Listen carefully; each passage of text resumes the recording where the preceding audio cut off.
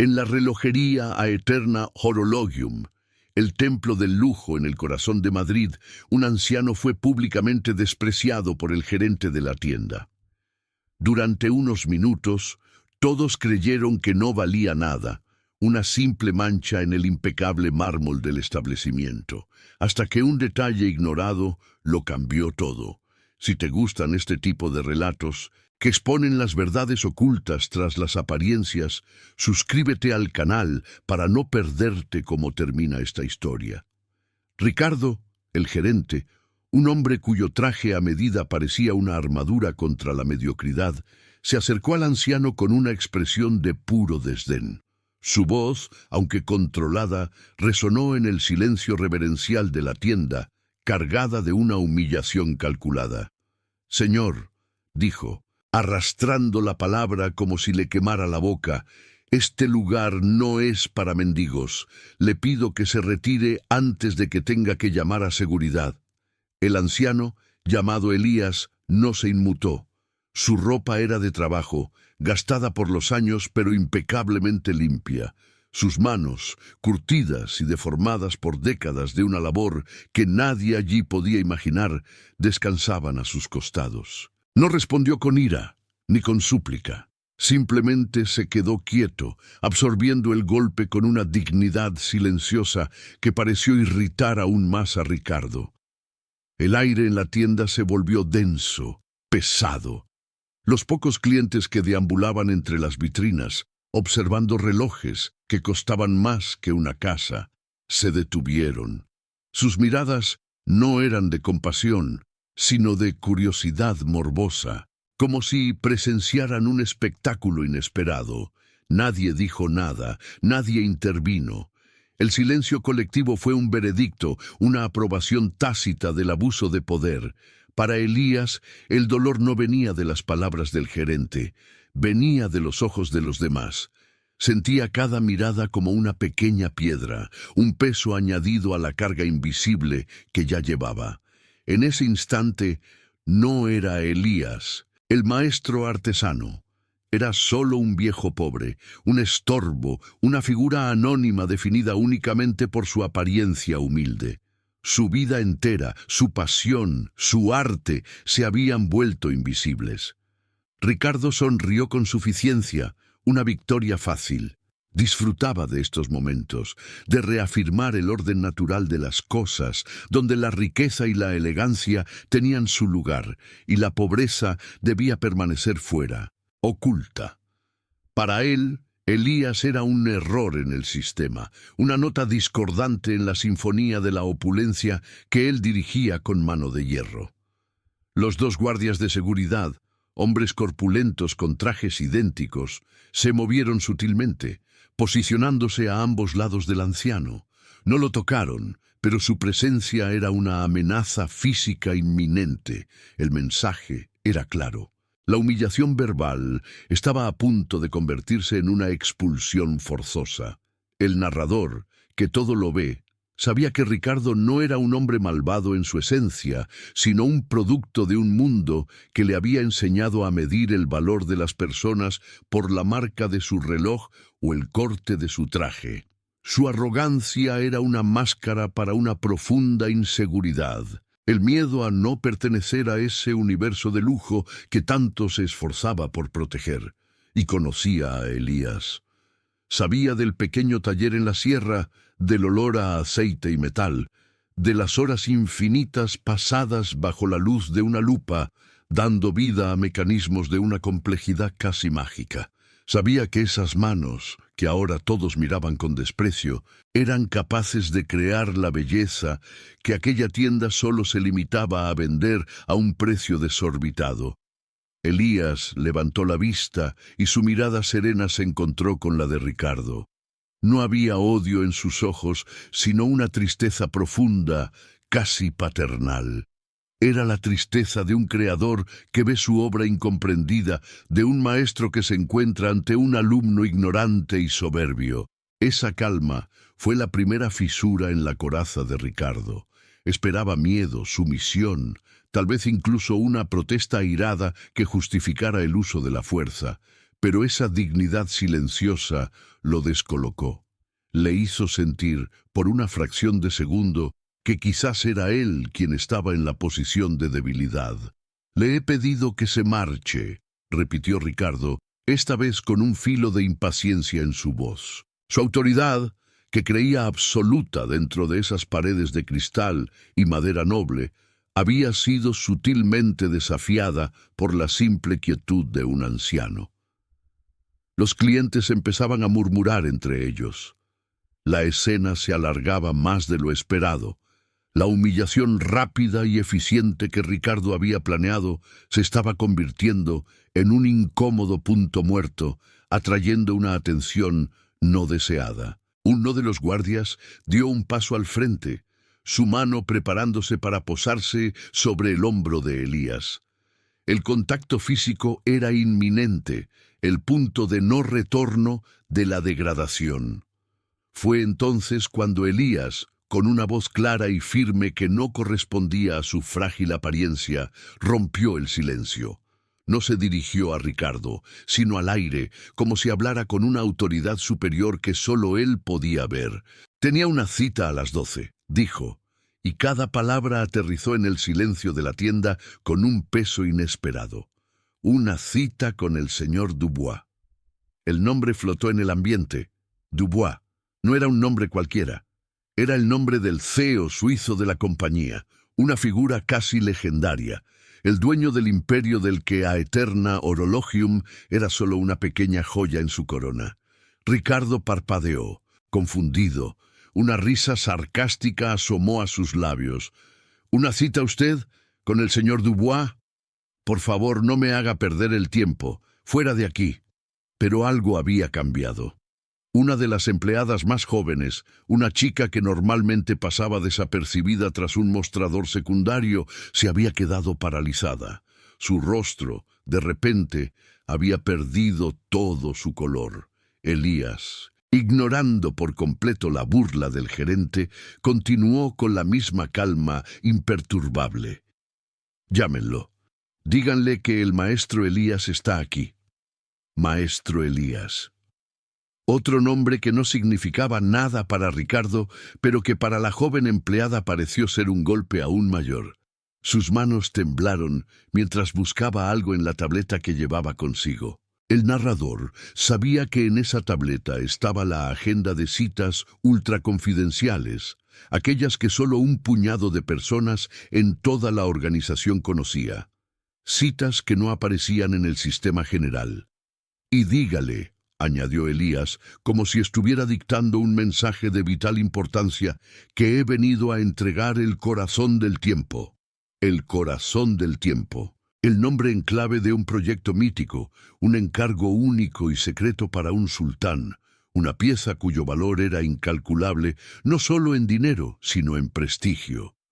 Se rumoreaba que la compañía había buscado durante años al único artesano vivo capaz de construir su complejo mecanismo. Con un movimiento lento y deliberado, Elías se agachó ligeramente y abrió un pequeño estuche de cuero desgastado que llevaba colgado al hombro. No era una cartera. No contenía dinero. Dentro, sobre un lecho de terciopelo raído, descansaba un juego de herramientas de relojero. No eran herramientas comunes, eran antiguas, hechas a mano, cada una obra de arte en sí misma, pulidas por el uso y el tiempo. Eran las herramientas de un maestro. La joven empleada levantó la vista de la tableta, sus ojos abiertos de par en par por el pánico.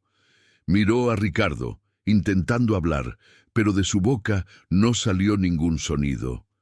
El gerente, por primera vez, sintió una gota de sudor frío recorrer su espalda. La arrogancia en su rostro comenzó a resquebrajarse, reemplazada por una creciente y helada incertidumbre. La compostura del anciano, los nombres que había pronunciado, las herramientas, las piezas no encajaban en su visión del mundo. El silencio en la tienda ya no era de juicio, sino de una tensión insoportable. Las miradas de burla de los clientes se habían transformado en expresiones de pura incredulidad. Todos los presentes sintieron que estaban al borde de una revelación que lo cambiaría todo. El guardia que había avanzado hacia Elías se detuvo en seco, su mano suspendida en el aire, de repente inseguro de su papel en aquella escena cada vez más extraña. Ricardo tragó saliva. Su mundo, tan ordenado y predecible, se estaba desmoronando ante sus ojos por culpa de un anciano con ropa de trabajo y un estuche de cuero viejo. La certeza de haber cometido un error catastrófico, comenzó a apoderarse de él. Miró al anciano y por primera vez no vio a un mendigo. Vio a alguien cuya calma no provenía de la resignación, sino de una certeza absoluta, de un poder que él no podía comprender. La joven empleada finalmente logró articular una palabra, un susurro tembloroso dirigido a su jefe. «Señor», comenzó, su voz apenas audible, «está en la agenda.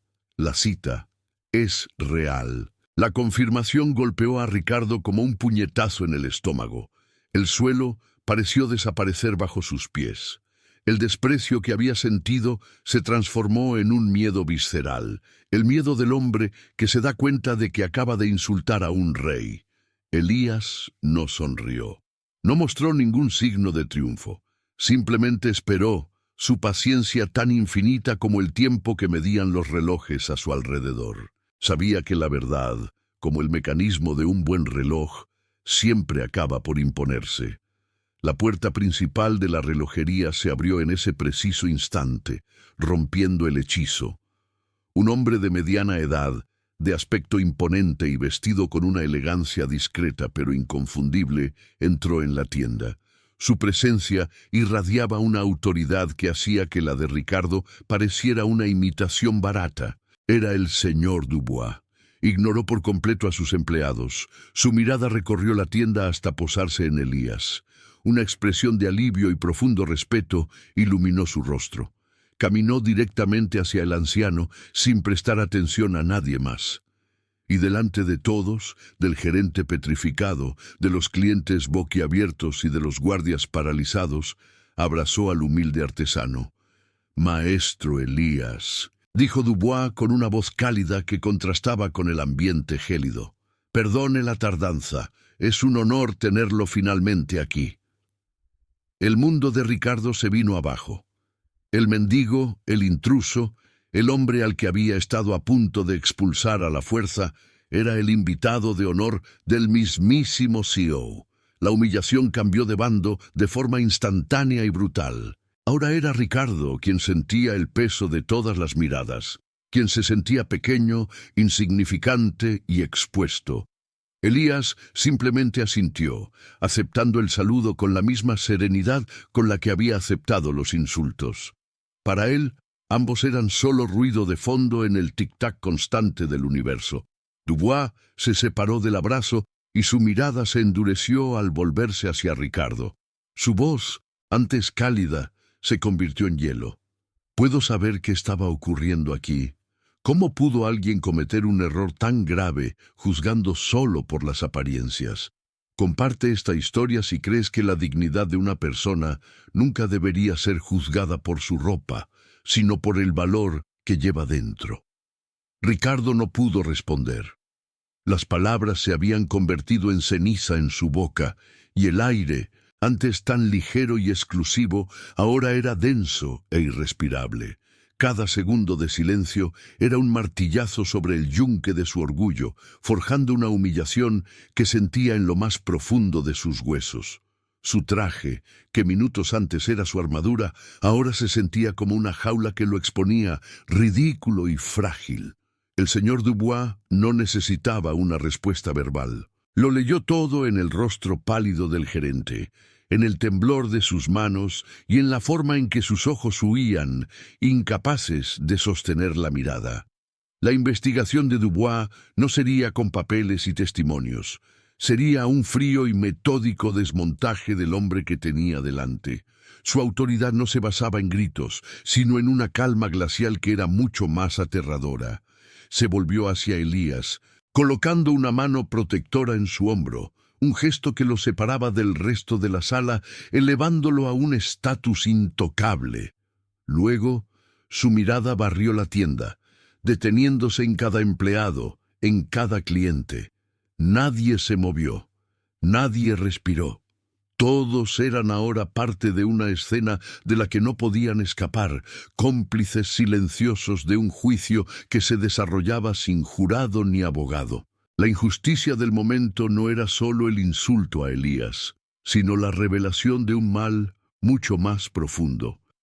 La facilidad con la que todos habían aceptado la crueldad como algo normal.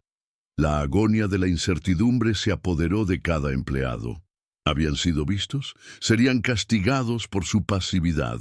El fracaso de la autoridad de Ricardo se había convertido en el fracaso moral de todos los presentes. Ricardo, dijo Dubois, y el nombre, pronunciado con una tranquilidad cortante, hizo que el gerente se encogiera. Explíqueme, por favor, bajo qué criterio decidió usted que este hombre, hizo una pausa enfatizando la palabra hombre, no era bienvenido en Aeterna Horologium. No era una pregunta, era una demanda, una orden para que se expusiera a sí mismo. Ricardo tragó saliva, buscando desesperadamente una excusa que sonara profesional, una justificación que pudiera salvarlo. Señor Dubois, el protocolo, la seguridad, su apariencia no se correspondía con la clientela habitual. Creí que estaba causando una molestia. Las palabras sonaban huecas, patéticas, incluso para sus propios oídos. La respuesta de Dubois fue inmediata, precisa como el mecanismo de un cronógrafo suizo. La apariencia, Ricardo. ¿Desde cuándo nuestra compañía, una casa que se enorgullece de la sustancia, del arte oculto tras la esfera, juzga por la apariencia? ¿Acaso vendemos trajes o vendemos tiempo, arte y legado?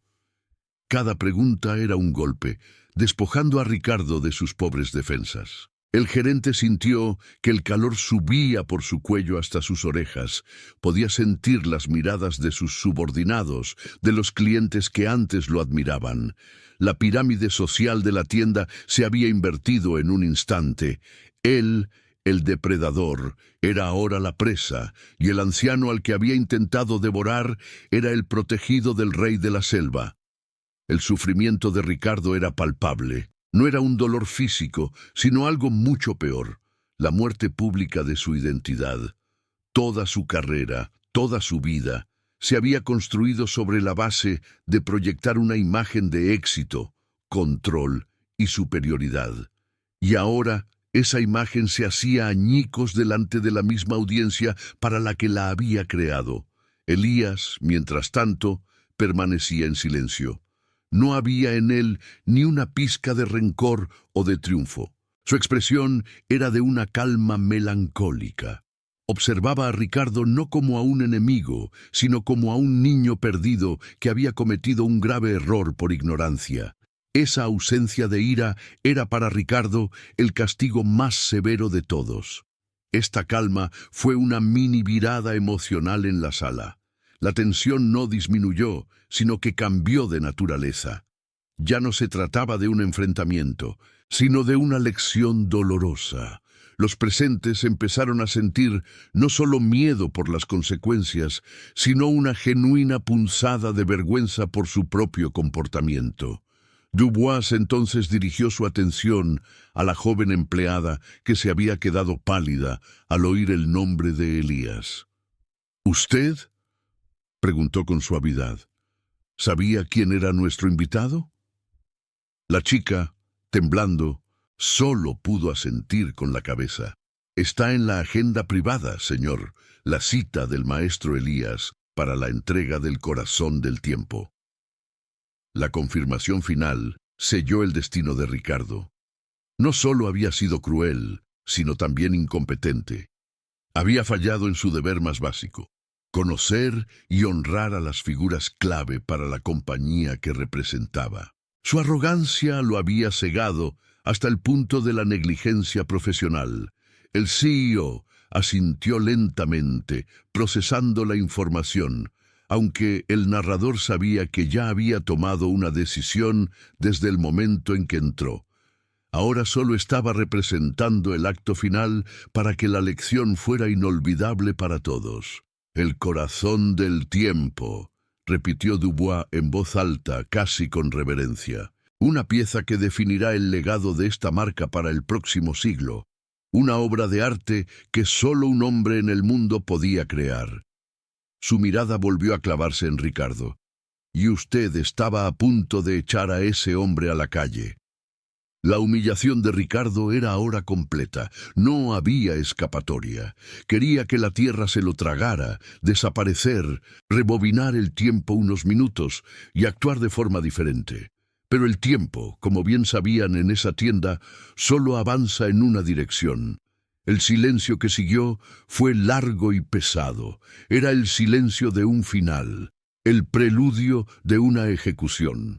Los guardias de seguridad, antes tan imponentes, ahora miraban al suelo, deseando ser invisibles. Se sentían como herramientas estúpidas en manos de un necio. Dubois se acercó un paso más a Ricardo. Su voz bajó a un susurro que, sin embargo, pareció resonar en toda la tienda. «Usted no solo ha insultado a un maestro artesano. Usted ha insultado el alma misma de esta compañía. Ha demostrado que no entiende nada de lo que vendemos aquí». El impacto de esas palabras fue devastador. Para un hombre como Ricardo, cuya identidad estaba fusionada con la marca, era como si le hubieran dicho que toda su existencia era un fraude. Elías, sintiendo quizás que el castigo ya había sido suficiente, hizo un leve gesto con la mano como para detener la hemorragia. Pero Dubois no lo vio, o no quiso verlo. Estaba decidido a extirpar el cáncer de la superficialidad de raíz. La investigación fría y sin emociones había llegado a su conclusión. No había dudas, no había atenuantes. El veredicto estaba claro en los ojos de hielo del CEO. Los clientes, que habían venido a gastar fortunas en símbolos de estatus, estaban recibiendo una lección gratuita sobre el verdadero valor. Algunos comenzaron a moverse incómodamente, sintiéndose intrusos en un asunto interno que se había vuelto demasiado personal, demasiado real. La rutina de la tienda, esa coreografía perfecta de lujo y servicio, se había roto para siempre. La atmósfera nunca volvería a ser la misma. La mancha de este incidente no se limpiaría tan fácilmente como una huella en el mármol. El sufrimiento de Ricardo era el de un hombre que ve su mundo desmoronarse, no por un desastre natural o un golpe de mala suerte, sino por sus propias acciones, por un defecto fatal en su carácter que ahora quedaba expuesto a la luz. La joven empleada que había confirmado la cita sintió una mezcla de terror y alivio. Terror por la furia de su superior y alivio porque la verdad, por dolorosa que fuera, había prevalecido. Dubois finalmente rompió el contacto visual con Ricardo, como si lo despidiera de su existencia. Se dirigió de nuevo a Elías, su tono volviendo a ser cálido y respetuoso. «Maestro, le pido disculpas en nombre de Aeterna Horologium. Este error es inexcusable. Por favor, acompáñeme a mi despacho. Tenemos mucho de qué hablar». Elías asintió con su serenidad habitual. No dijo una palabra sobre el incidente. Para él ya era parte del pasado, un pequeño desajuste en el gran mecanismo de la vida que ya se había corregido. Juntos el CEO y el humilde artesano comenzaron a caminar hacia la parte trasera de la tienda, un área privada a la que pocos tenían acceso. Su paso era tranquilo, pero representaba un cambio de poder monumental. La espalda de Elías, ligeramente encorvada por los años de trabajo, parecía más erguida que nunca, y la de Dubois, a su lado, mostraba una deferencia que ningún dinero podía comprar. Dejaron atrás a Ricardo, plantado en medio de la tienda como una estatua de la vergüenza. El hombre que minutos antes era el rey de ese pequeño universo, era ahora su prisionero. Todos los ojos seguían sobre él, esperando ver qué haría. Pero no podía moverse. Estaba paralizado por el peso de su propio error catastrófico. La puerta del despacho privado se cerró tras Dubois y Elías, y el sonido del clic fue como el de una celda cerrándose. El narrador observó a Ricardo, un hombre reducido a la nada por su propia soberbia. La investigación había terminado, pero el castigo apenas comenzaba. El silencio en la tienda continuó por un momento más, hasta que uno de los guardias, sin recibir órdenes, se movió para interponerse discretamente entre Ricardo y la salida, como si temiera que intentara huir. La rutina de una búsqueda que nunca termina, la búsqueda de la redención, apenas había comenzado para Ricardo, y no había mapa ni brújula para el camino que le esperaba. El dolor de su familia, si la tenía, sería enterarse no de un accidente, sino de una desgracia autoinfligida, una mancha moral que sería difícil de borrar. La agonía de la incertidumbre ahora era exclusivamente suya. ¿Qué pasaría cuando esa puerta se volviera a abrir? ¿Qué palabras finales le dirigiría Dubois? La falla de las autoridades, en este caso, su propia autoridad, había creado un vacío que ahora lo estaba consumiendo por dentro. La tienda, su reino, se había convertido en su sala de juicio, y él estaba solo, esperando la sentencia. El paso de los años no borraría este recuerdo. Sería la historia que se contaría en voz baja entre los empleados durante décadas. El día en que el gerente aprendió lo que realmente significaba el valor. La investigación había sido rápida, pero sus consecuencias serían eternas. La verdad había salido a la luz, no con un estallido, sino con la fría y silenciosa precisión de un reloj. Justo antes de que la puerta del despacho se cerrara por completo, Elías se detuvo un segundo y miró hacia atrás. Su mirada no era de triunfo ni de desprecio. Era una mirada de profunda, insondable piedad.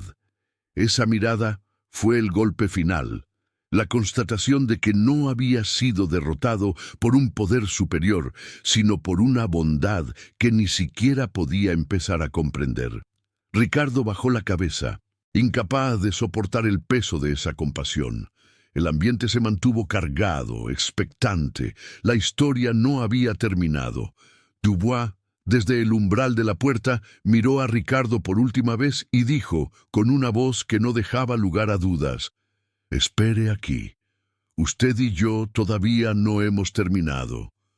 El tiempo, dentro de Aeterna Horologium, pareció detenerse. Ricardo permaneció inmóvil en el centro de la tienda, un monumento a la arrogancia rota. El susurro del señor Dubois, «Usted y yo todavía no hemos terminado», se repetía en su mente como el tic-tac de una bomba a punto de estallar. Cada segundo que pasaba era una tortura, un goteo lento de veneno en las venas de su orgullo. Los clientes, antes tan seguros y altivos, ahora evitaban su mirada. Algunos, sintiendo que el espectáculo había terminado de la peor manera posible, comenzaron a deslizarse discretamente hacia la salida, sus compras olvidadas. No querían ser testigos de la ejecución final. Otros, sin embargo, se quedaron anclados por una curiosidad morbosa, esperando ver hasta dónde llegaría la caída del hombre que gobernaba ese templo. Los empleados de Ricardo, sus subordinados, estaban paralizados por una mezcla de miedo y una secreta y terrible satisfacción. Habían sufrido su tiranía en silencio durante años, soportando sus humillaciones y su desprecio. Ahora veían a su opresor recibir una dosis de su propia medicina, y aunque temían por sus propios empleos, una parte de ellos sentía que se estaba haciendo justicia. La joven empleada que había encontrado la cita en la agenda se había retirado a su rincón, intentando parecer invisible. Sabía que había sido el catalizador involuntario de la catástrofe de Ricardo, la portadora de la verdad que lo había condenado. No sentía alegría, solo un profundo alivio, como si un peso que no sabía que llevaba se hubiera levantado de sus hombros. Ricardo sentía el sudor pegándole la camisa a la espalda. Su traje, que costaba miles de euros, de repente le quedaba grande, como si su cuerpo se hubiera encogido por la vergüenza. Intentó recomponerse, enderezar la espalda, pero sus músculos no le respondían. Estaba atrapado en una pesadilla despierto, y el único protagonista era su propio y monumental error. Mientras tanto, detrás de la puerta de caoba del despacho privado, el ambiente era completamente diferente. No había gritos ni recriminaciones. El señor Dubois había ofrecido a Elías un asiento en un lujoso sillón de cuero y le había servido personalmente un vaso de agua. El silencio en la habitación era profundo, respetuoso, casi sagrado. Dubois estaba de pie, con las manos entrelazadas a la espalda, caminando lentamente por la alfombra persa. Su rostro reflejaba una profunda mortificación. «Maestro Elías», comenzó, su voz cargada de un arrepentimiento sincero. «No existen palabras para expresar cuánto lamento lo que ha presenciado y sufrido hoy. Es una mancha en el honor de mi compañía, una que me encargaré personalmente de limpiar». Elías tomó un sorbo de agua, sus manos firmes. No miraba a Dubois, sino a un antiguo reloj de péndulo que adornaba una de las paredes, su tic-tac constante y sereno. Parecía escuchar una conversación que solo él entendía, una que trascendía las disculpas y las formalidades. «La arrogancia es como el óxido», dijo Elías finalmente, su voz tranquila llenando la habitación. «Si no se trata a tiempo, corroe el mecanismo más fino hasta que deja de funcionar». No había ira en sus palabras, solo la observación objetiva de un artesano que diagnostica un fallo. Dubois se detuvo frente a él. «Y yo he permitido que el óxido se extendiera en mi propia casa. Le aseguro que el responsable pagará por su incompetencia, será despedido de inmediato». Creía que esa promesa de castigo era lo que Elías esperaba, la única forma de reparar la ofensa. Pero Elías negó lentamente con la cabeza. «Echar a un engranaje defectuoso no repara el reloj», afirmó con calma. «Solo deja un hueco. El problema suele estar en el diseño, no en la pieza». Esa frase, tan simple y profunda, fue la primera señal de que la situación era mucho más compleja de lo que Dubois imaginaba. Fue entonces cuando Elías reveló el verdadero propósito de su visita, la mini reviravolta que lo cambiaría todo. «Señor Dubois, no he venido solo a entregarle el corazón del tiempo». Hizo una pausa, y en ese instante el CEO sintió que la reunión acababa de empezar de verdad. «He venido a decidir si su compañía es digna de recibirlo». El impacto de esas palabras fue como una descarga eléctrica para Dubois. Decidir. Digna. De repente comprendió. Esto no era un simple encargo comercial. Era una prueba, un examen. Y su compañía, representada por Ricardo, acababa de suspender de la forma más estrepitosa posible. Su mente se aceleró, conectando las piezas. La legendaria reticencia de Elías a trabajar para grandes corporaciones, sus insistentes preguntas durante sus conversaciones previas, no sobre el dinero, sino sobre la filosofía de la empresa. Su decisión de venir personalmente, vestido con su ropa de trabajo, en lugar de enviar la pieza por un transporte seguro. Todo era parte de la evaluación. El narrador, que conocía las intenciones de ambos hombres, vio el pánico nacer en los ojos del poderoso CEO. Por primera vez en muchos años, Dubois se sintió vulnerable, no como un ejecutivo al mando, sino como un estudiante ante un maestro examinador. Se dio cuenta de que lo que estaba en juego no era solo una venta multimillonaria, sino el alma de su legado familiar. «Mi padre», continuó Elías, su mirada perdida en los recuerdos, «me enseñó que un reloj no es solo una máquina para medir horas, es el custodio de los momentos de una persona, y solo se le confía un custodio a alguien que respeta el tiempo y, por lo tanto, a las personas, sin importar cómo vistan o de dónde vengan». La historia del padre de Elías no era una anécdota casual. Era el fundamento de un código moral inquebrantable, un código que Ricardo había pisoteado sin la menor vacilación. Elías no buscaba venganza, buscaba coherencia, integridad, el alma detrás de la marca. Durante 50 años, prosiguió el anciano, he rechazado ofertas de casi todas las grandes casas relojeras. Acepté la suya porque usted, en nuestras conversaciones, me habló de valores, de legado, de artesanía. Me habló del respeto por el tiempo. Hoy, en su tienda, no he visto nada de eso. Solo he visto el culto al dinero y el desprecio por el ser humano. Cada palabra de Elías era un golpe preciso, desmontando la imagen que Dubois se había esforzado tanto en construir. El CEO sintió una oleada de furia, no hacia Elías, sino hacia sí mismo y hacia Ricardo. La ceguera de su gerente le había costado algo infinitamente más valioso que el dinero. Le estaba costando su honor. Dubois se sentó en la silla frente a Elías, derrotado. La dinámica de poder se había invertido por completo. Ya no era el cliente todopoderoso. Era un suplicante, un hombre cuyo imperio dependía del juicio de un humilde artesano de la sierra. «Usted tiene razón, maestro», admitió Dubois con una voz grave. «Hemos fallado. Yo he fallado. Le he permitido a un hombre sin alma dirigir el corazón de mi negocio». La confesión era total, sin excusas. Elías lo observó en silencio durante un largo momento. El péndulo del reloj seguía su ritmo imperturbable, midiendo el peso de aquella pausa. El narrador sabía que en ese instante Elías estaba decidiendo el futuro de Aeterna Horologium. «Una máquina puede repararse», dijo Elías finalmente, ofreciendo un resquicio de esperanza. «Pero requiere que el relojero esté dispuesto a desmontarla pieza por pieza, a limpiar cada rincón y a volver a ensamblarla con paciencia y honestidad. Es un trabajo arduo. ¿Está usted dispuesto a hacerlo?» La pregunta no era retórica, era una condición. El despido de Ricardo ya no era suficiente.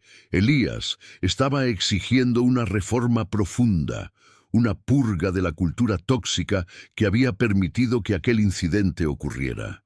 Dubois levantó la vista, y en sus ojos había una nueva determinación. El pánico se había transformado en resolución. «Sí, maestro, estoy dispuesto, y empezaré ahora mismo, delante de usted y de todos los que lo presenciaron». Se levantó, su postura de nuevo la de un líder, pero un líder transformado, uno que había recibido una lección de humildad que nunca olvidaría. Caminó hacia la puerta, su mano sobre el pomo. «Lo que está a punto de ver no será agradable», le advirtió a Elías, «pero es necesario. El óxido debe ser raspado a la vista de todos, para que nadie olvide jamás el daño que puede causar». Elías simplemente asintió, aceptando el plan. Se quedaría como testigo, como el juez silencioso cuya presencia garantizaría que la justicia no fuera solo una promesa, sino un acto público e inequívoco. Dubois abrió la puerta del despacho. El sonido hizo que todos en la tienda contuvieran la respiración. La espera había terminado. El juicio final estaba a punto de comenzar. Ricardo, que había permanecido congelado en su lugar, levantó la cabeza. Su rostro era una máscara de terror y desesperación. Vio a Dubois salir, seguido por el anciano, cuya calma serena parecía ahora la fuerza más poderosa del universo. La mirada del CEO pasó por encima de Ricardo, como si fuera un mueble, y se dirigió a todos los presentes, empleados y los pocos clientes que quedaban. El silencio era tan absoluto que se podía oír el zumbido de las luces del techo. Ricardo esperaba ser llamado a un lado, ser despedido en la relativa privacidad de una esquina. Era lo profesional, lo civilizado. Pero Dubois no tenía intención de ser civilizado. La enfermedad requería cirugía, no un simple vendaje. El Cheo se plantó en el centro de la tienda, el mismo lugar donde Ricardo había humillado a Elías. La simetría era deliberada, brutal. «Quiero la atención de todos, por favor», dijo Dubois. Su voz no era alta, pero tenía un filo de acero que cortaba el aire. Nadie se atrevió a moverse. Los guardias de seguridad, que habían permanecido en sus puestos, se pusieron aún más rígidos, sintiendo que de alguna manera también formaban parte del inminente veredicto. La joven empleada miró desde su mostrador, con el corazón latiéndole con fuerza. Sabía que estaba a punto de presenciar un momento que definiría su carrera y la historia de aquella tienda para siempre. Ricardo cerró los ojos por un instante, deseando estar en cualquier otro lugar del mundo. Pero no había escapatoria. El tiempo se había agotado. Dubois esperó a que todas las miradas estuvieran fijas en él. Luego se giró lentamente hasta encarar a su gerente. No lo señaló, no levantó la voz. Simplemente lo miró, y en esa mirada estaba contenida toda la furia y la decepción de un imperio traicionado por uno de sus guardianes. Elías se situó un paso detrás de Dubois, no como un acusador, sino como la personificación silenciosa de la verdad, el estándar contra el cual todo iba a ser medido a partir de ese momento. Ricardo sintió que sus rodillas flaqueaban. El peso de la mirada de Dubois, de Elías, de sus propios empleados, era insoportable. La lección que estaba a punto de impartirse no sería solo para él, sino para todos. Una lección sobre el valor, la dignidad y las apariencias. El narrador observó la escena sabiendo que las palabras que Dubois estaba a punto de pronunciar no solo destruirían a un hombre, sino que sentarían las bases para reconstruir algo mucho más importante. La tensión alcanzó su punto álgido. El aire vibraba con lo que no se decía, con la inminencia de un cambio irrevocable. Finalmente, Dubois habló, y sus primeras palabras no se dirigieron a Ricardo, sino a todos los presentes, convirtiéndolos de espectadores en participantes de la lección. «Lo que han presenciado hoy aquí», comenzó, su voz resonando en el mármol, «no es el error de un solo hombre. Es el fracaso de todos nosotros». La acusación colectiva cayó como una piedra en un estanque, sus ondas expandiéndose para tocar a cada persona en la sala. Ricardo abrió los ojos, confundido. ¿El fracaso de todos? ¿Qué significaba eso? Dubois continuó, su mirada barriendo a cada empleado, a cada cliente. Significa que la cultura de esta casa se ha podrido desde dentro, y la podredumbre. Hizo una pausa, antes de clavar sus ojos en Ricardo. Empieza por la cabeza. La declaración de Dubois resonó como una sentencia. La culpa, antes concentrada en la figura patética de Ricardo, se había expandido como una mancha de tinta salpicando a todos. Los empleados se miraron unos a otros, el miedo inicial dando paso a una incómoda introspección. Los clientes que quedaban se removieron, sintiendo que su presencia silenciosa y su aprobación tácita los convertía en parte del jurado y, a la vez, del banquillo de los acusados. Ricardo, por su parte, sintió un atisbo de esperanza retorcida. Si la culpa era de todos, quizás la suya se diluiría, se volvería menos personal, menos aniquiladora. Fue un pensamiento fugaz, el último espasmo de un ego que se negaba a morir. Pero Dubois no había terminado. Su estrategia no era repartir la culpa para disminuirla, sino para mostrar el alcance real de la enfermedad. «Usted, Ricardo», continuó Dubois, su voz ahora bajando a un tono más íntimo, pero infinitamente más peligroso, «es la cabeza. Y quiero saber qué pensaba. No me dé la excusa de los protocolos o la apariencia. Quiero la verdad. ¿Por qué consideró que este hombre...?» Y señaló a Elías con un respeto que era en sí mismo una bofetada para el gerente. No merecía ni un segundo de su tiempo. La pregunta directa, Despojada de formalidades, dejó a Ricardo sin escapatoria. Las mentiras preparadas, las justificaciones corporativas se desvanecieron.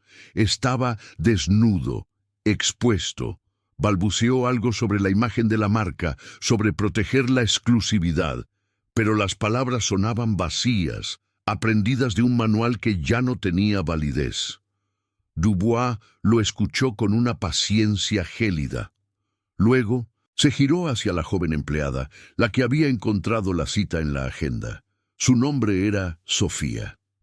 «Señorita, ¿cuál es el protocolo oficial de Aeterna Horologium para recibir a un visitante, sea quien sea?» Su tono hacia ella era amable, protector, creando un contraste devastador con el trato que reservaba a Ricardo. Sofía, temblando pero sintiendo una extraña oleada de coraje, respondió con voz clara: «Saludar con respeto, ofrecer nuestra ayuda y tratar a cada persona como un cliente valioso, señor, sin excepción». «Sin excepción», repitió Dubois, saboreando las palabras. Volvió a mirar a Ricardo.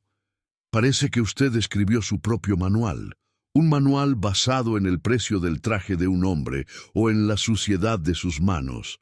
Manos que, por cierto, han creado una belleza que usted solo es capaz de vender, no de comprender». Esta fue la primera revelación para los presentes. El problema no era un error de juicio aislado.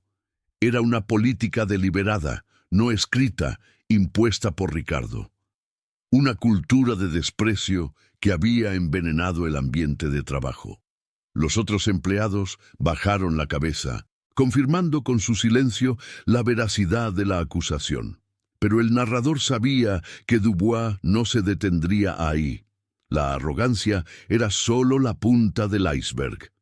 Como un maestro relojero que detecta una irregularidad en el tic-tac de un mecanismo, sabía que había algo más profundo, una pieza rota que causaba todo el desajuste. Su investigación apenas comenzaba. «Muéstreme los registros de ventas de la última semana», ordenó Dubois, no a Ricardo, sino a Sofía. El gerente intentó protestar, alegando que era información confidencial, pero la mirada de Dubois lo silenció de inmediato. Su autoridad había sido revocada. Ya no era nadie. Sofía, con manos ágiles, proyectó los datos desde su tableta a una discreta pantalla en la pared que normalmente mostraba anuncios de la marca. Aparecieron filas de números, nombres de clientes y cifras que harían palidecer a cualquiera. A primera vista, todo parecía normal. Ventas impresionantes. Márgenes de beneficios saludables. Dubois se acercó a la pantalla, sus ojos de experto escaneando los datos con una velocidad asombrosa. Elías permanecía a su lado, observando no los números, sino al hombre que los analizaba. Estaba evaluando su capacidad para encontrar la verdad oculta tras la fachada.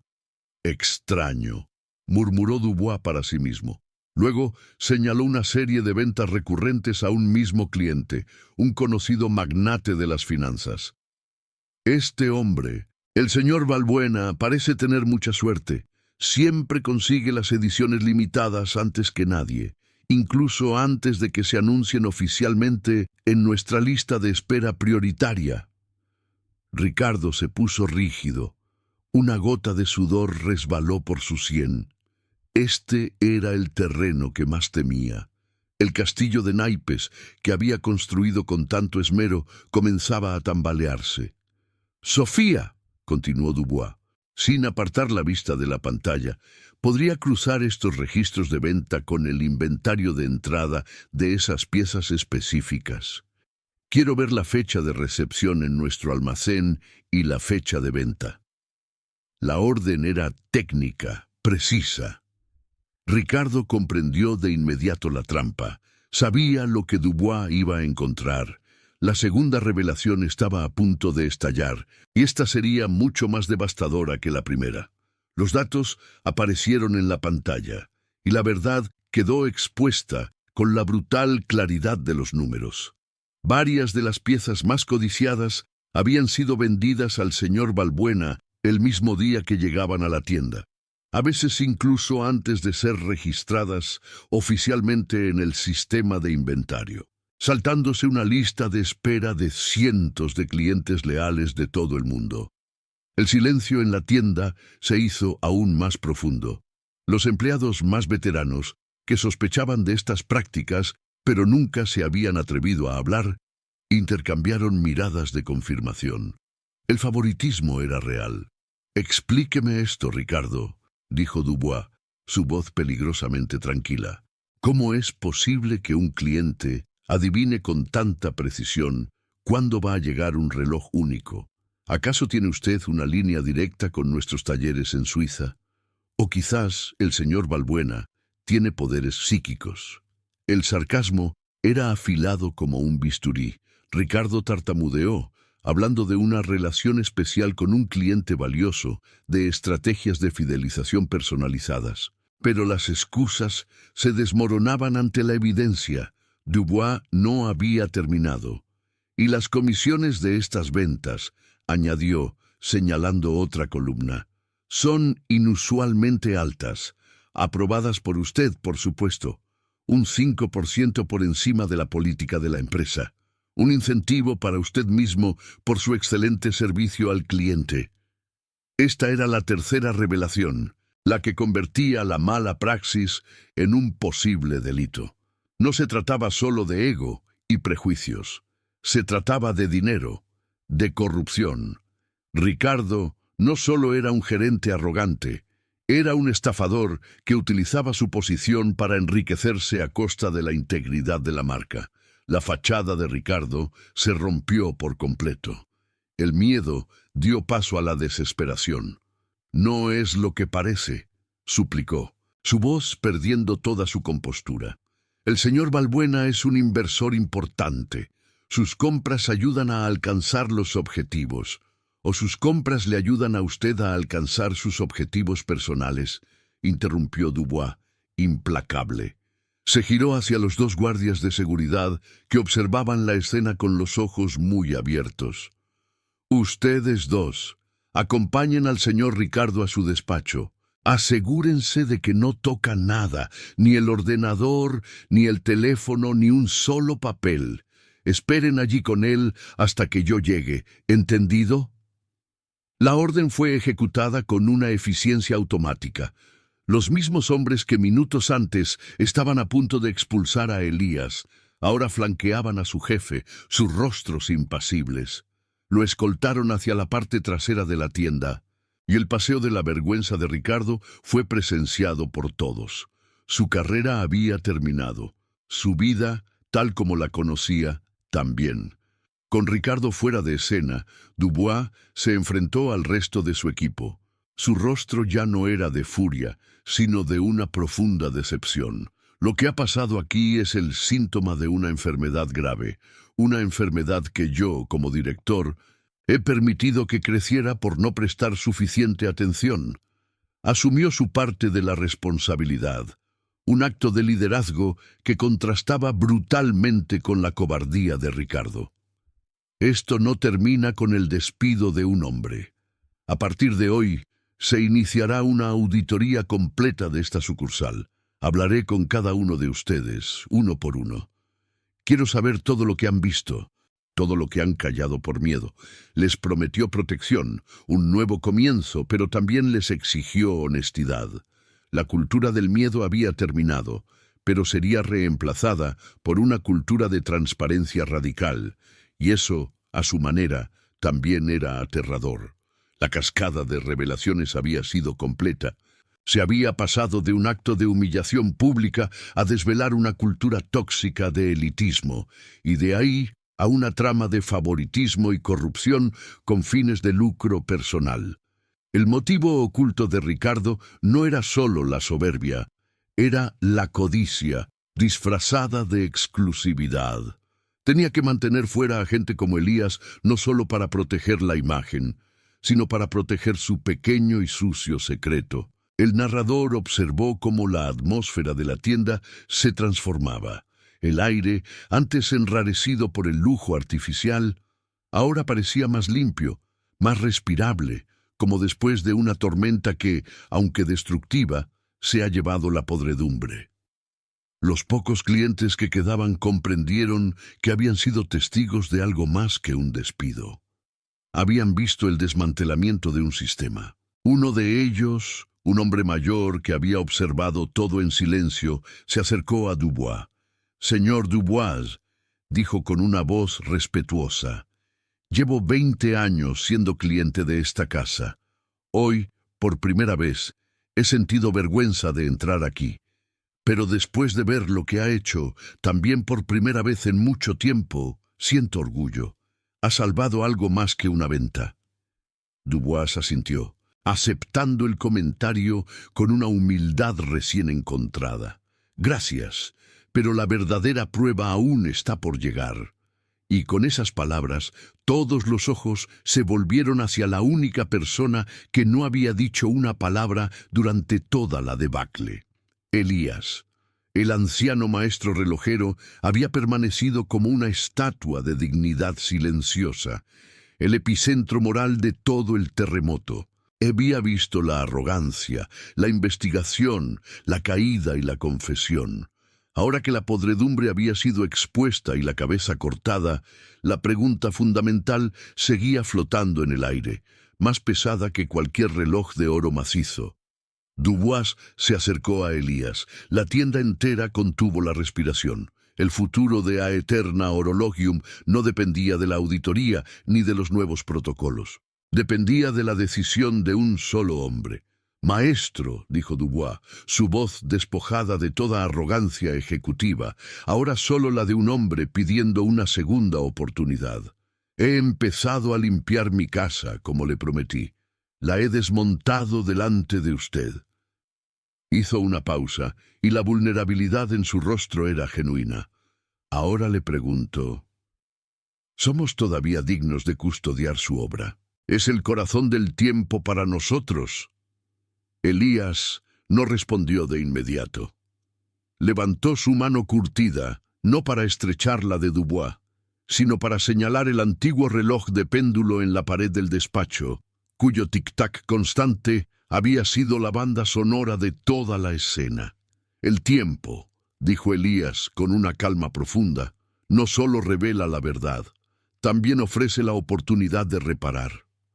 Su mirada se encontró con la de Dubois, pero la reparación exige más que limpiar el óxido, exige cambiar el propio metal. La respuesta no era un sí, ni un no, era un nuevo desafío, una prueba final. El clímax no había sido la caída de Ricardo. El verdadero clímax estaba a punto de comenzar. Si te gustan las historias donde la justicia prevalece sobre la arrogancia, no olvides suscribirte y dejar un comentario con tu opinión sobre lo que debería pasarle a Ricardo. La enigmática frase de Elías, «exige cambiar el propio metal», se quedó suspendida en el aire de la tienda, cargada de un peso que todos podían sentir. No era una metáfora poética, era el enunciado de una condición innegociable. El futuro de Aeterna Horologium, el destino de una marca centenaria, pendía de la respuesta que diera el señor Dubois a ese desafío. El silencio se prolongó, un vacío en el que el único sonido era el tic-tac del viejo reloj de péndulo, contando los segundos de la decisión más importante en la carrera del CEO. Dubois no miró a sus empleados ni a los clientes restantes. Su universo se había reducido a los ojos serenos del anciano que tenía enfrente. Comprendió que cualquier promesa verbal sería inútil. Las palabras en ese momento eran baratas. Elías no quería escuchar un plan de reestructuración. Quería ver un acto de fe, una demostración tangible de que el cambio había comenzado. Con una resolución que pareció nacer de las cenizas de su propia humillación corporativa, Dubois se giró. No se dirigió a Elías, sino a Sofía, la joven empleada cuya honestidad había sido el primer catalizador de la verdad. Su voz era firme, la de un hombre que ha tomado un camino sin retorno. «Sofía», dijo, «llame a los guardias. Pídales que traigan al señor Ricardo de vuelta aquí. ahora mismo. La orden fue un shock para todos. ¿Traerlo de vuelta? ¿Para qué? ¿Acaso no había sido ya suficiente la humillación? El castigo parecía haber concluido, pero el narrador sabía que lo que habían presenciado era solo el prólogo.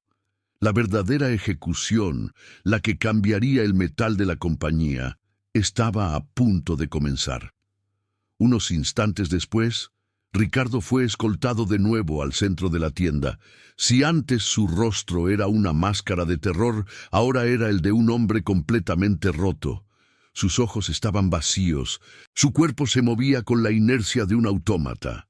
Creía que lo traían para firmar su despido, para el golpe de gracia final. No podía estar más equivocado. Dubois lo esperó, impasible. No había ira en su rostro, solo la fría precisión de un cirujano a punto de extirpar un tumor maligno.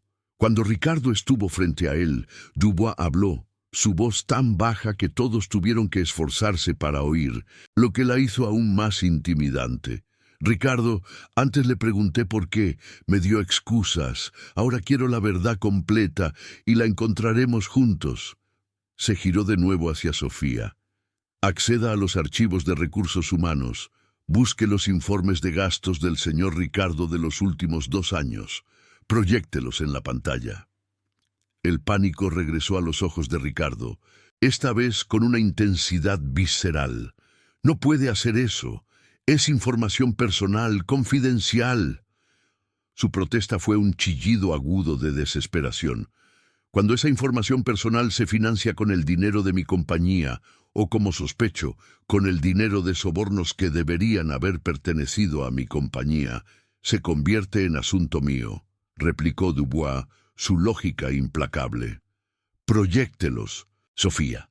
La pantalla se iluminó de nuevo. Esta vez no con cifras de ventas, sino con una larga lista de comidas en restaurantes de lujo, viajes a destinos exóticos, facturas de hoteles de 5 estrellas y compras de artículos de lujo que no tenían ninguna relación con el negocio de la relojería.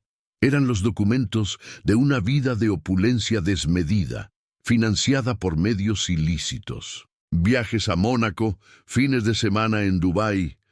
¿Todo esto para fidelizar clientes, Ricardo?, preguntó Dubois con un sarcasmo helado. Pero esto era solo la superficie. Dubois señaló una serie de pagos recurrentes bajo el concepto de consultoría externa a una empresa desconocida. ¿Quién es el propietario de Servicios Exclusivos Valbuena S.L.? preguntó Dubois, aunque ya sabía la respuesta. Ricardo se quedó mudo. La sangre había desaparecido de su rostro. Estaba atrapado. Sofía, anticipándose a la siguiente orden, ya había hecho la búsqueda en el registro mercantil. La empresa está a nombre de la esposa del señor Valbuena, señor, dijo en voz baja. Esa fue la prueba final, el clavo en el ataúd. El cómo y el porqué del crimen quedaron expuestos en toda su sórdida sencillez. Ricardo no solo daba un trato preferente al señor Valbuena, había construido un sistema de corrupción. Valbuena conseguía acceso prioritario a relojes de edición limitada, que luego podía revender en el mercado secundario con un beneficio enorme. A cambio, una parte de ese beneficio volvía a Ricardo a través de una empresa fantasma, disfrazado de pagos por servicios de consultoría inexistentes. La humillación a Elías no fue un simple acto de arrogancia, fue un acto de autoprotección. Ricardo tenía que mantener un control férreo sobre quién entraba y quién no en su tienda, no para proteger la marca, sino para proteger su estafa. Cualquier persona que no encajara en su esquema de clientes ricos y corruptibles, como un humilde anciano, era una amenaza potencial, una variable incontrolable que podía hacer preguntas incómodas. El desprecio no era solo clasismo, era la defensa de un territorio criminal. Su pequeño reino de mármol y cristal no era un templo del lujo, sino la sede de sus operaciones ilícitas. Dubois Dejó que la información permaneciera en la pantalla, permitiendo que todos los empleados vieran la magnitud de la traición de su jefe. Vieron cómo el dinero que ellos ayudaban a ganar con su trabajo honesto había sido desviado para financiar una vida de mentiras. «Usted no solo ha insultado a un maestro», dijo Dubois, su voz ahora cargada de un desprecio gélido. «Usted ha utilizado el legado de mi familia, un legado de 150 años de honestidad y artesanía, como una tapadera para sus vulgares delitos. Ha convertido este lugar en un mercado negro personal». Ricardo se derrumbó. No físicamente, pero su espíritu se quebró por completo. Las lágrimas comenzaron a brotar de sus ojos, lágrimas no de arrepentimiento, sino de autocompasión, de rabia por haber sido descubierto. Yo solo quería pertenecer», susurró, una confesión patética y final. Quería ser como ellos, los clientes, tener lo que ellos tienen. Esa fue la verdad más profunda y triste de todas. Detrás de la arrogancia, detrás de la codicia, solo había un vacío inmenso, una inseguridad tan profunda que lo había llevado a traicionar cada principio que se suponía debía defender.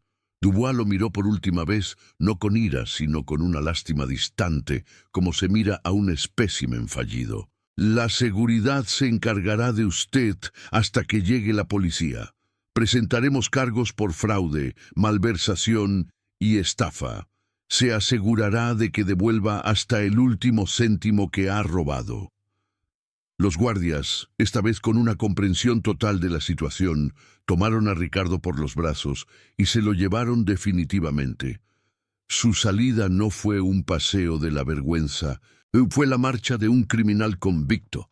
La tienda quedó en un silencio aturdido. La verdad completa había sido revelada y era más fea y más personal de lo que nadie podría haber imaginado. Dubois se pasó una mano por la cara, visiblemente agotado por el esfuerzo emocional. Luego se recompuso y se giró hacia Elías. Toda la dureza desapareció de su rostro, reemplazada por una expresión de profunda humildad. «Maestro», dijo con voz queda, «este era el metal corrupto. Lo he arrancado de raíz, a la vista de todos. Le he mostrado la herida en toda su fealdad. Ahora mi trabajo es sanarla». Elías había observado todo el proceso sin moverse, su rostro una máscara de serenidad impenetrable. Su silencio había sido el jurado más severo de todos. Lentamente se acercó a la vitrina central, la que Ricardo había protegido con tanto celo. Hizo un gesto a Dubois, quien con una llave abrió el expositor de cristal. El espacio estaba vacío, esperando una pieza central. Elías, con un movimiento pausado y reverencial, abrió por fin su desgastado estuche de cuero, pero no sacó sus herramientas. Dentro, sobre el mismo lecho de terciopelo raído, descansaba un objeto. No era grande, pero parecía absorber toda la luz de la sala. Era un reloj de bolsillo, de oro pálido, sin adornos ostentosos. Su belleza no residía en las joyas, sino en su perfecta simplicidad. Con un cuidado infinito, Elías lo tomó en sus manos. Lo sostuvo no como un producto, sino como a un ser vivo. «El corazón del tiempo», susurró, y el nombre pareció llenar la habitación de significado. Lo colocó en el centro de la vitrina vacía, y en ese instante la tienda entera pareció transformarse. El lujo frío y artificial fue reemplazado por un calor genuino, el calor del arte verdadero, del trabajo de una vida. El reloj no solo medía el tiempo, parecía contenerlo. En su suave tic-tac, que ahora todos podían oír, se escuchaba el eco de décadas de paciencia, de dedicación, de amor por un oficio. Elías no miró a Dubois, miró el reloj. «El metal se cambia con fuego y con verdad», dijo, su voz resonando con una autoridad milenaria. «Hoy he visto ambas cosas». Hizo una pausa y todos contuvieron la respiración. La pieza es suya, declaró finalmente. Aeterna Horologium será su custodio. Un suspiro colectivo de alivio recorrió la sala. Dubois cerró los ojos, sintiendo un peso levantarse de sus hombros, un peso que había llevado durante generaciones. Pero Elías levantó una mano, bajo una condición. La tensión regresó de inmediato. «Esta pieza no está a la venta», afirmó Elías. «Nunca lo estará. Será la pieza central de esta tienda. Un recordatorio permanente de lo que casi se perdió hoy». Dubois asintió de inmediato. «Por supuesto, maestro. Será nuestro símbolo». «Y hay más», continuó Elías, su mirada ahora fija en Dubois. «El valor estimado de esta pieza, los millones que su cliente estaba dispuesto a pagar por ella, se destinarán a crear una fundación, la Fundación Elías. Su propósito será encontrar y formar a la próxima generación de artesanos, jóvenes de cualquier origen, de cualquier clase social, que tengan el don en sus manos pero no los medios para desarrollarlo». La propuesta era audaz, radical. Elías no estaba pidiendo una donación, estaba redefiniendo el propósito del valor. Estaba convirtiendo un símbolo de la riqueza extrema en una fuente de oportunidad para los humildes. «Quiero que el alma de la relojería no muera conmigo», explicó. «Quiero que el verdadero valor, el que se construye con tiempo y habilidad, no el que se compra con dinero, tenga un futuro. Su compañía financiará ese futuro. Esa será la prueba de que el metal ha cambiado de verdad». Dubois se quedó sin palabras. La genialidad de la propuesta, su profunda justicia poética lo abrumó. Era una solución que no solo reparaba el daño, sino que creaba algo nuevo y hermoso a partir de la fealdad. Miró a Elías, y por primera vez no vio a un maestro artesano. Vio a un visionario, a un hombre que entendía el tiempo de una forma que él, un vendedor de tiempo, apenas podía empezar a comprender. «Maestro Elías», dijo Dubois, y su voz se quebró por la emoción. «Será un honor. No, será el mayor privilegio de mi vida». Elías asintió, una leve sonrisa dibujándose por primera vez en su rostro arrugado. Era una sonrisa de satisfacción, la de un relojero que ve su creación más compleja funcionar a la perfección. Se giró hacia Sofía, que había observado todo con los ojos llenos de lágrimas. «Y quiero que esta joven», dijo, señalándola, «sea parte del consejo de esa fundación. Ella sabe reconocer el valor verdadero cuando lo ve». Sofía ahogó un sollozo, llevándose una mano a la boca, incapaz de creer lo que estaba oyendo. En una sola tarde, había pasado de ser una empleada invisible a una pieza clave en el futuro de la compañía. El clímax había llegado a su fin. La verdad completa no era solo la corrupción de Ricardo, sino la revelación de un propósito superior. La tienda no había sido simplemente purgada, había sido redimida. Elías, su misión cumplida, se preparó para marcharse tan silenciosamente como había llegado. No quería agradecimientos ni ceremonias. Su trabajo estaba hecho. Dubois lo detuvo. «Maestro, por favor, permítame que al menos lo lleve a casa. Es lo mínimo que puedo hacer». Elías lo consideró por un momento. Luego asintió. «Está bien, pero que sepa que no vivo en un lugar como los que frecuentaba su antiguo gerente». «Lo sé, maestro», respondió Dubois con una sonrisa genuina, «y estoy deseando conocerlo». Juntos, el humilde artesano y el poderoso CEO salieron de la tienda, dejando atrás un espacio transformado, un equipo con una nueva misión y un reloj único, que ya no era un producto, sino una promesa. La historia de lo que ocurrió ese día en Aeterna Horologium se convertiría en una leyenda en el mundo de la alta relojería. Una leyenda sobre cómo un hombre, juzgado por su apariencia, acabó cambiando el alma de un imperio. ¿Cómo pudo alguien cometer un error tan grave juzgando solo por las apariencias? Comparte esta historia si crees que la dignidad de una persona nunca debería ser juzgada por su ropa, sino por el valor que lleva dentro. La salida del señor Dubois y del maestro Elías dejó tras de sí un vacío que fue rápidamente ocupado por una nueva clase de autoridad. Menos de 20 minutos después, dos agentes de la Policía Nacional, un hombre y una mujer de uniforme impecable y semblante serio, entraron en la tienda. No hubo escándalo ni sirenas. Su llegada fue tan silenciosa y precisa como el mecanismo de un cronógrafo, lo que la hizo aún más aterradora. Se dirigieron directamente a los guardias de seguridad que custodiaban el despacho donde Ricardo esperaba su destino. Tras un breve intercambio de palabras, los agentes entraron. No se oyeron gritos ni forcejeos. Unos minutos más tarde, Ricardo salió esposado, con la cabeza gacha, su costoso traje arrugado y manchado por las lágrimas y el sudor. No miró a nadie. Su universo se había reducido al trozo de mármol que veía bajo sus pies. Los empleados observaron la escena en un silencio sepulcral.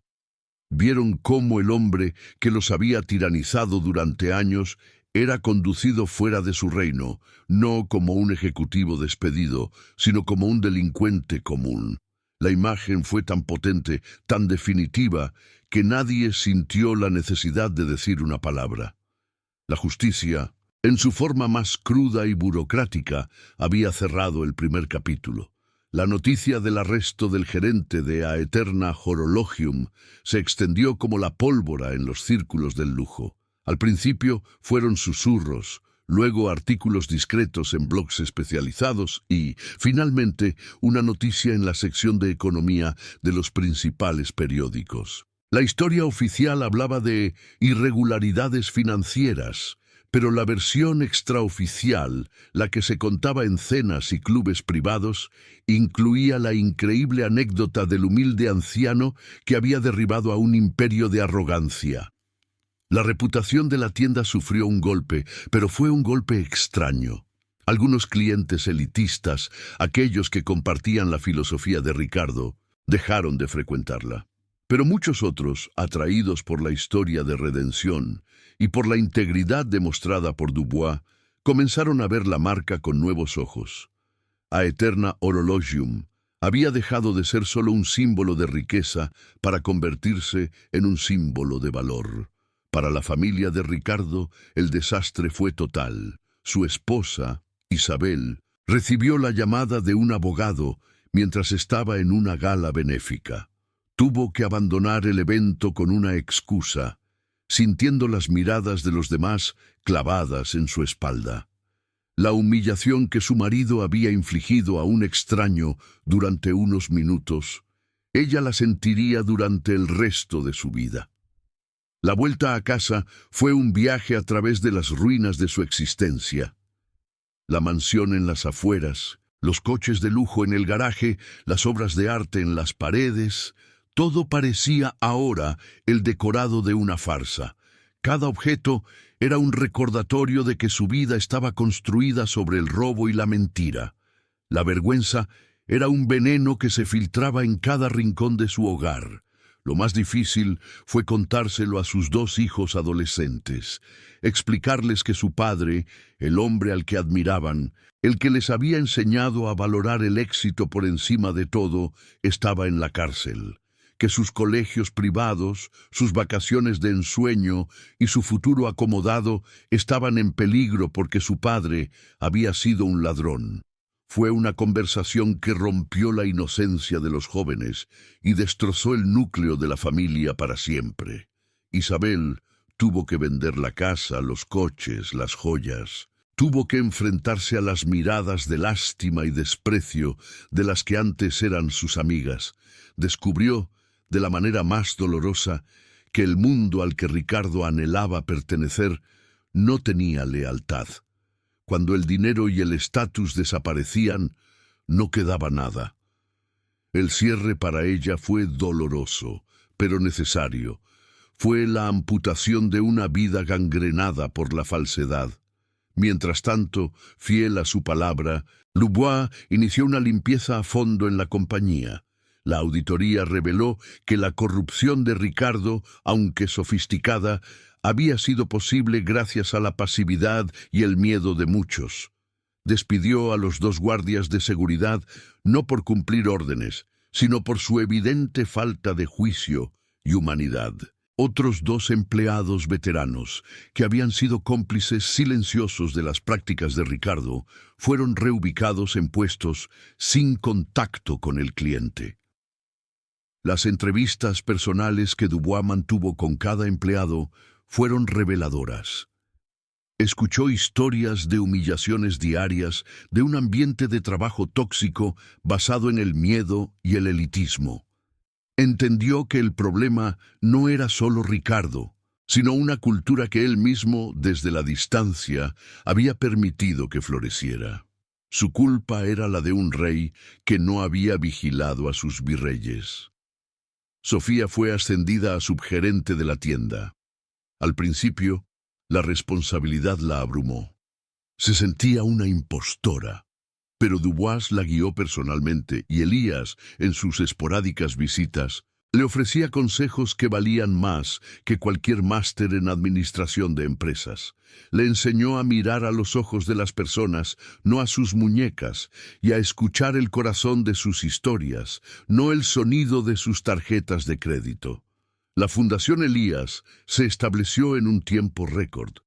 Con los millones del valor del Corazón del Tiempo como capital inicial, se lanzó una convocatoria de becas a nivel nacional.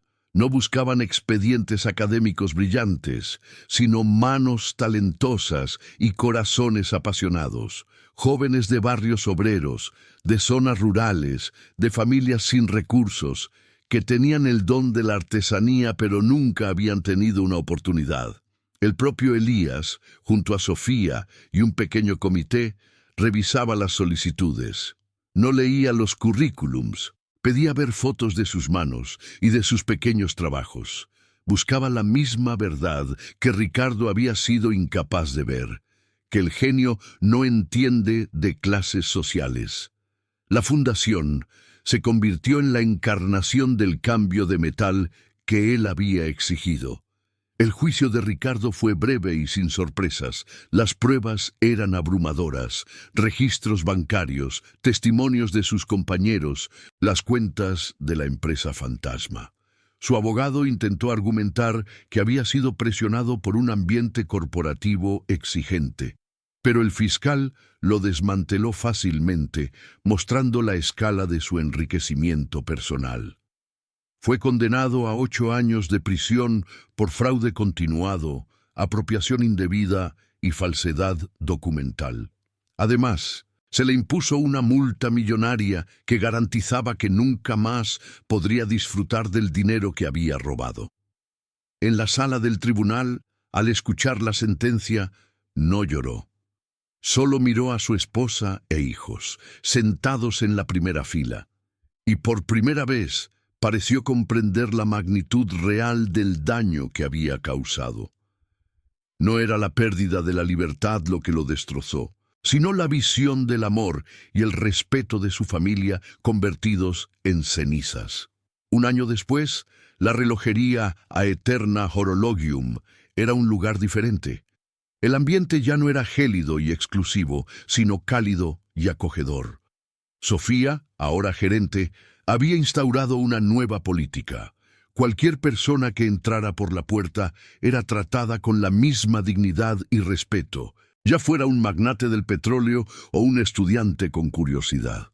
El Corazón del Tiempo seguía en la vitrina central, no como un producto, sino como un faro. La gente ya no venía solo a comprar relojes, venía a ver la legendaria pieza y a escuchar su historia, que los empleados contaban con orgullo. Se había convertido en una atracción, un monumento a la integridad. Junto a la vitrina, una pequeña placa de latón rezaba: «El verdadero valor no se lleva en la muñeca, sino en las manos que construyen y en el corazón que respeta». Maestro Elías. Un sábado por la tarde, un joven de unos 20 años, con ropa sencilla y las manos manchadas de grasa de taller, entró en la tienda. Era el primer becado de la Fundación Elías, que había viajado a Madrid para conocer a sus mentores. Miraba todo con asombro, sintiéndose fuera de lugar. Sofía se acercó a él, no con la condescendencia de Ricardo, sino con una sonrisa genuina. «Bienvenido a Aeterna Horologium», le dijo. «¿Puedo mostrarle algo? Quizás la pieza que hizo posible su sueño». El joven asintió, con los ojos brillantes. Mientras lo conducía hacia el corazón del tiempo, el narrador observó la escena, un círculo perfectamente cerrado. La herida había sanado, y en su lugar había crecido algo mucho más fuerte y verdadero. El metal, finalmente, había cambiado. Pasaron los años. El tiempo, ese protagonista silencioso y constante en la vida de todos, siguió su curso imperturbable. La relojería Aeterna Horologium ya no era la misma. El mármol y el cristal seguían allí, pero el alma del lugar se había transformado. La atmósfera gélida de exclusividad había sido reemplazada por un calor respetuoso, una dignidad que no dependía del precio de los objetos, sino del valor de las historias que contenían. Sofía, ahora una mujer segura y respetada, dirigía la tienda con una sabiduría que desmentía su edad. Se había convertido en la guardiana de la nueva filosofía de la empresa, una que ella misma había ayudado a forjar con su valentía aquel día fatídico. Su liderazgo no se basaba en el miedo, como el de Ricardo, sino en la inspiración y el respeto mutuo. El corazón del tiempo seguía en su vitrina central, inmune al paso de los días. Nunca se vendió. Se convirtió en el ancla moral de la tienda, un recordatorio perpetuo de la lección aprendida. La pequeña placa de latón, a sus pies, era leída por casi todos los que entraban, y sus palabras se habían convertido en el nuevo credo de la marca. La historia de Elías y Ricardo se transformó en una leyenda dentro del sector del lujo. Se contaba en susurros en las ferias de Basilea y Ginebra, no como un chisme, sino como una parábola sobre la fragilidad de la arrogancia y el poder indestructible de la autenticidad. Aeterna Horologium, contra todo pronóstico, no había perdido prestigio, lo había ganado. Se había convertido en una marca con conciencia. La Fundación Elías floreció de una manera que ni el propio maestro había anticipado. Cada año, decenas de jóvenes de toda España, muchachos y muchachas con manos talentosas y bolsillos vacíos, recibían la oportunidad de sus vidas. Se les proporcionaban herramientas, formación con los mejores artesanos y, lo más importante, la confianza de que su don era valioso. Estos jóvenes no solo aprendían un oficio, aprendían una filosofía de vida. Aprendían que la paciencia es una virtud, que la precisión es una forma de respeto y que la belleza reside en la dedicación honesta. Eran la encarnación viva del cambio de metal que Elías había exigido. Eran su verdadero legado. Uno de esos jóvenes, un chico llamado Mateo, proveniente de un barrio humilde de Cádiz, se convirtió en el primer becado en graduarse con honores. Su especialidad era la restauración de mecanismos antiguos, un arte que requería una paciencia casi sobrehumana. Como parte de su premio, la Fundación le costeó un viaje a Madrid para visitar la tienda que lo había hecho posible. Cuando Mateo entró en Aeterna Horologium con su ropa modesta y una mochila al hombro, nadie lo miró con desdén. Al contrario, Sofía lo recibió en la puerta con una sonrisa que era a la vez de gerente y de hermana mayor. Lo reconoció de inmediato por las fotos que Elías le había mostrado. «Mateo», dijo ella, extendiendo la mano, «bienvenido a casa». El joven, abrumado, apenas pudo responder. Sofía lo guió por la tienda, explicándole la historia de cada pieza, no su precio. Cuando llegaron frente al corazón del tiempo, Mateo se quedó sin aliento. Lo miró durante varios minutos, en silencio, como si estuviera escuchando el alma del mecanismo. «Él estaría muy orgulloso de ti», le dijo Sofía en voz baja. Elías había fallecido 2 años después de aquel incidente, en la paz de su taller, rodeado del olor a aceite y metal que había sido el perfume de su vida. No quiso funerales públicos ni grandes homenajes. Su voluntad fue que el dinero de la fundación siguiera fluyendo hacia las manos de los jóvenes artesanos. Su inmortalidad no estaba en su nombre, sino en el futuro que había construido para otros. ¿Y Ricardo? El tiempo, que para Elías había sido un lienzo para crear, para Ricardo fue una celda. Cumplió 6 de los 8 años de su condena. Salió de prisión siendo un hombre diferente, un hombre quebrado. La arrogancia había sido reemplazada por una cáscara de resignación amarga. Perdió a su familia. Su esposa, incapaz de perdonar la humillación y la mentira, se divorció de él mientras estaba en prisión. Sus hijos, ya adultos, mantenían un contacto distante y doloroso con él. Había intentado comprar su amor y respeto con dinero robado y al final no le quedó ni el dinero, ni el amor, ni el respeto. Ahora trabajaba en el almacén de una empresa de logística en un polígono industrial a las afueras de la ciudad. Movía cajas, leía albaranes, un trabajo anónimo y repetitivo. Nadie conocía su pasado. Para sus compañeros era solo Ricardo, el tipo callado que nunca hablaba de su vida. A veces, al volver a casa en el autobús, pasaba por el barrio de Salamanca. Veía las tiendas de lujo, las luces brillantes, la gente con trajes caros, y no sentía envidia, no sentía nostalgia. Solo sentía un vacío inmenso, el eco de una vida que había desperdiciado persiguiendo las apariencias. Su verdadera condena no fueron los años entre rejas, sino la vida vacía que le esperaba fuera. El castigo por no saber ver el valor en los demás fue una existencia en la que él mismo se sentía sin valor alguno. Había aprendido la lección de la manera más dura posible, en la soledad de sus días grises. La memoria de la injusticia cometida aquel día no se honraba con venganza, sino con la creación de un mundo mejor. Se honraba cada vez que un joven como Mateo cogía una herramienta por primera vez. Se honraba cada vez que un cliente era recibido en la tienda con una sonrisa sincera, sin importar su aspecto. Se honraba en la silenciosa revolución que Elías había iniciado.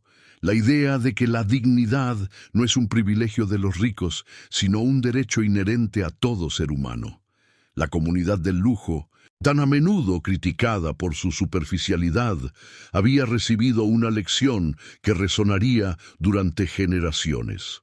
La jornada había comenzado con un acto de desprecio y terminaba con un legado de esperanza. Demostró que un solo hombre, armado únicamente con su dignidad y la verdad de su trabajo, podía enfrentarse a un sistema y cambiarlo desde dentro. Elías no luchó con gritos ni con fuerza. Luchó con la calma de quien sabe que el tiempo siempre pone las cosas en su sitio.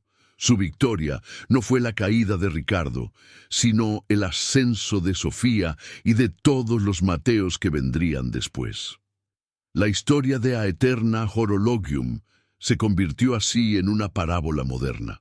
Nos recuerda que debajo de cada traje, de cada uniforme, de cada ropa gastada, hay una historia, un talento, un universo de experiencias que no podemos ver a simple vista. Nos enseña que el juicio precipitado es el refugio de los ignorantes y que la verdadera elegancia no reside en lo que uno viste, sino en cómo trata a los demás. Es un recordatorio de que las empresas, como las personas, tienen un alma, y que esa alma puede corromperse por la codicia y la arrogancia, o puede ennoblecerse con la integridad y la humanidad. El legado final de aquel día no fue un reloj, por muy valioso que fuera, fue una idea. La idea de que todos merecemos ser vistos por lo que somos, no por lo que parecemos. Una idea simple, pero tan a menudo olvidada en un mundo obsesionado con las superficies. El tic-tac del corazón del tiempo sigue sonando en el centro de Madrid, no solo midiendo las horas, sino recordando a todos los que lo escuchan una verdad eterna, una verdad que Elías conocía bien, forjada en décadas de trabajo silencioso frente a su mesa de relojero. El valor de una vida no se encuentra en el brillo exterior, sino en la compleja y hermosa maquinaria que lleva dentro. Una maquinaria que merece ser tratada siempre con el máximo respeto. La comunidad aprendió que permitir pequeñas injusticias abre la puerta a grandes corrupciones. Y la familia de Ricardo aprendió que una fortuna construida sobre la deshonestidad es una casa edificada sobre arena. El legado de Elías es, en esencia, una invitación a mirar de nuevo, a mirar con más atención, con más paciencia, con más empatía, a buscar el corazón que late debajo de la ropa, a encontrar al maestro oculto tras las manos curtidas, a valorar el tiempo de vida de cada persona como el bien más preciado. ¿Cómo pudo alguien cometer un error tan grave juzgando solo por las apariencias? Si esta historia te ha recordado que el verdadero valor de una persona es invisible a los ojos, suscríbete y compártela. Ayúdanos a difundir el mensaje de que la dignidad nunca debería tener un código de vestimenta.